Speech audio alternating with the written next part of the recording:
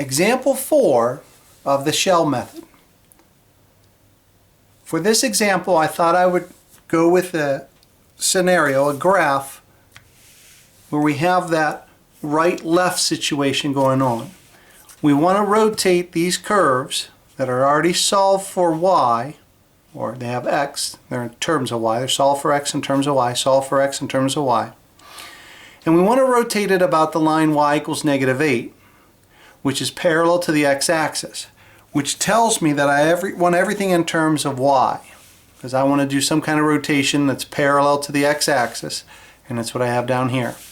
So you can see my graphs, which I'll walk you through, I'll explain. This says x equals y squared minus 4.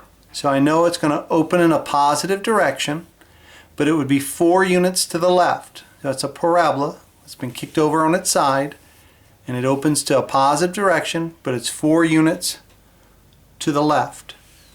And then I've got this line. Now if you solve this for y, you're simply getting y equals 1/3 x plus 2. And then it just comes straight down like this. I did have to find the points of intersection there. And so I could set this equal to that, get everything to one side, zero it out, and then it actually factored very nicely. So I got the points -5 and 2. So what these videos are meant to do is just show you the setup for the shell method. So I've got my volume is equal to 2 pi. It's always 2 pi because you're going to do that radius around your cylinder. 2 pi r, height, and then your width. So I've got my 2 pi. I'm starting at -5 and running up to 2. So it's going to go from wherever this intersects here at -5 up to 2. So that's going in an upward direction, -5 to 2. The radius, now the radius, here's an example where I think it gets a little bit confusing, because if I'm going to turn the paper here just for a second. When you look at this distance, this is an established distance of 8 units.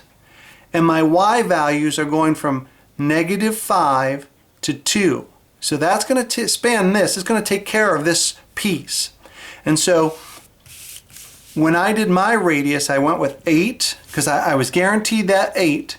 And because this jumped across quadrants, these values, your boundaries, will take care of that. So when I say 8 plus -5 to 2, the 8 plus the -5 takes me down to this piece here where these intersect. And the 2, the 8 plus 2 would take me up to there. So it's establishing that radius, that distance on those. If you look at this as 8 take away 5, that's giving you that value up in here. And the 8 plus 2, that gives you that value up there, and it gives you everything in between.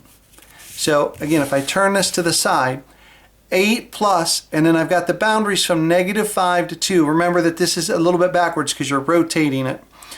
And so I'm looking at this value, and it runs up to there. And that is establishing what's going on here. And you can actually check that out. 8 take away 5 would be 3. So that's given me a radius of 3 on that.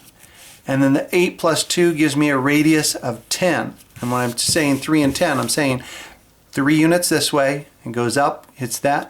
10 goes all the way to there, which I have to span everything from 3 units out to 10 units out.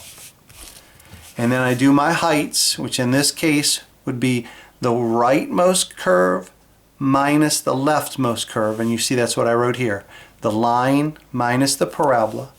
I distribute the negative, which gives me the -y squared, the plus 3y, or pardon me, minus 3y. It's -y squared because of that negative being distributed there. The minus 3y, it is what it is.